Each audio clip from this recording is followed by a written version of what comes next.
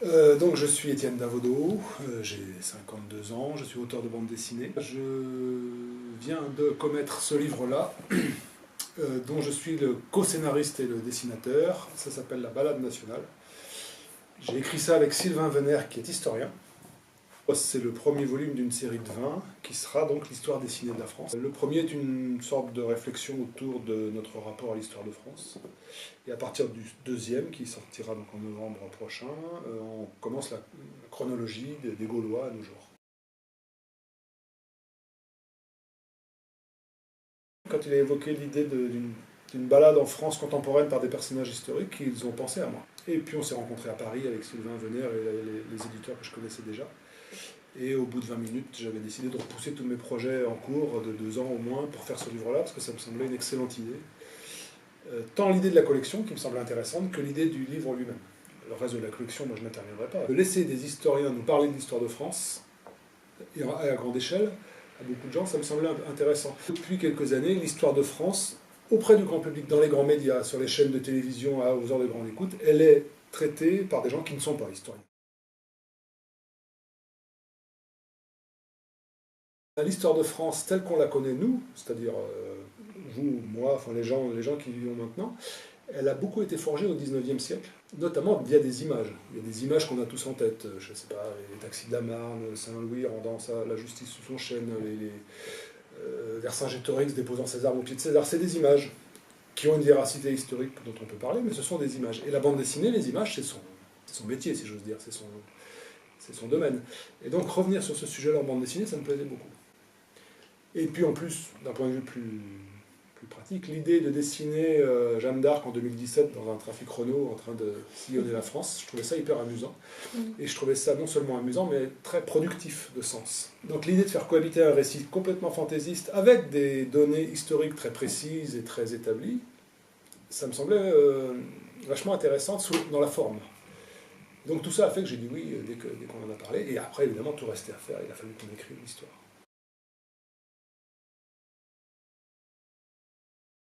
En fait, ce qui nous intéressait, nous, c'était d'avoir des personnages dont certains soient très connus. Alors Jeanne d'Arc, Molière, bon, on les connaît tous. D'autres moins. Le général Dumas, je ne sais pas si vous en avez entendu parler avant. Moi non plus. Mais heureusement, Sylvain Venner, historien, me l'a présenté.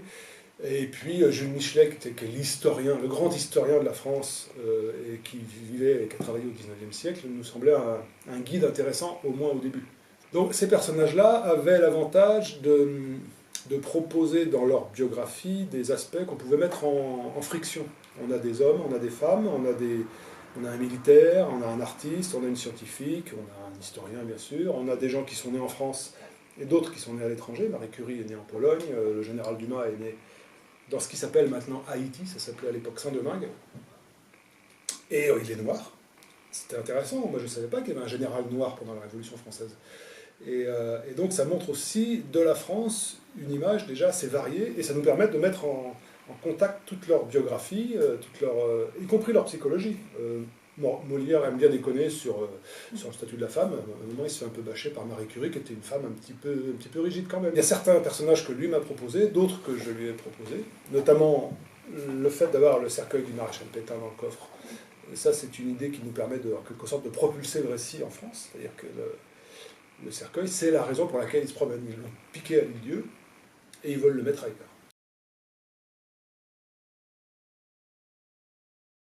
Il y a des choses qu'on a décidées à l'avance, donc les 5 personnages principaux plus Pétain dans ce cercueil, ça on l'avait décidé au départ. Et puis après, avec Sylvain Venner, on est allé au repérage, c'est-à-dire que moi, en tant que dessinateur, j'ai besoin de voir les lieux que je vais dessiner. Et comme ces personnages font le Tour de France, on a fait ce Tour de France plus ou moins. Et donc quand je dessine un lieu, j'ai besoin d'aller sur place, de marcher sur place, d'essayer d'imaginer comment les personnages vont arriver. Est-ce qu'ils vont arriver à droite, à gauche, quel parcours ils vont faire sur place. On s'est laissé porter par nos repérages et par ce que nous proposaient nos repérages.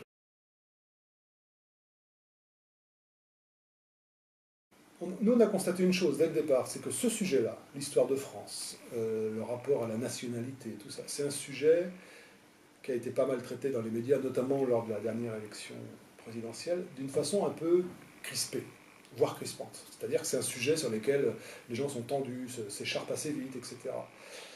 Et donc nous, on a pris le parti de dire c'est un sujet qu'on peut traiter de façon non crispée, de façon détendue. C'est une balade, c'est une fantaisie, on en parle sérieusement, mais avec une forme légère.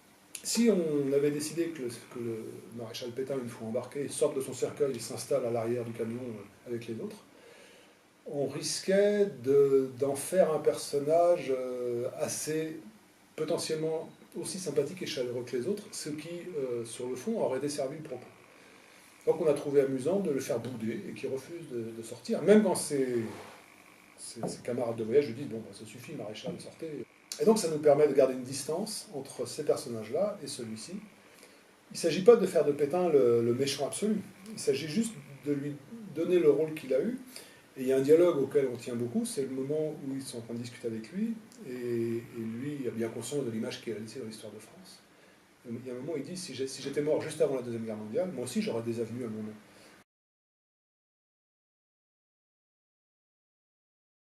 En fait, cette fin-là, on ne l'a pas montrée à nos éditeurs. On leur a dit, vous verrez bien. On a choisi avec Sylvain de prendre le risque que je la dessine, qu'on l'écrive et que je la dessine entièrement, parce qu'elle est très visuelle. Et que si on l'avait raconté tel quel à nos éditeurs, peut-être qu'ils auraient été un peu dans le doute.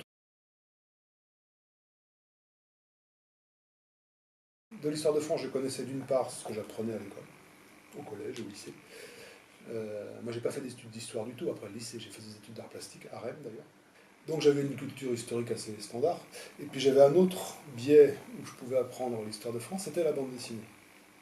Astérix sur les Gaulois, bien sûr, et puis il y avait des bandes dessinées qui se passaient aussi au Moyen-Âge, pendant la Renaissance, pendant la Première Guerre mondiale. Le fait de bosser qu'un historien, dont c'est le métier, en plus, Sylvain Venère a publié il y a 2 ou 3 ans un livre qui s'appelle Les origines de la France, sur lequel on s'est beaucoup appuyé. Mais pendant les 2 années de travail que m'ont demandé ce livre-là, j'ai lu beaucoup de livres d'histoire, sur l'archéologie, sur l'histoire en général, sur l'historiographie, pour muscler un peu ma connaissance historique. Et ces livres-là, ça c'est un point de vue plus égoïste, mais ces livres-là sont aussi pour moi l'occasion d'apprendre des choses. C'est pas juste de créer une histoire et de la proposer au lecteur, c'est évidemment ça. Mais si en même temps, moi, je peux apprendre des choses, je peux découvrir de nouveaux domaines, ça me plaît beaucoup. Quand j'apprends des choses et que je viens de les apprendre, ça me permet de pouvoir les proposer au lecteur de façon assez fraîche. Je viens de comprendre de quoi il s'agit.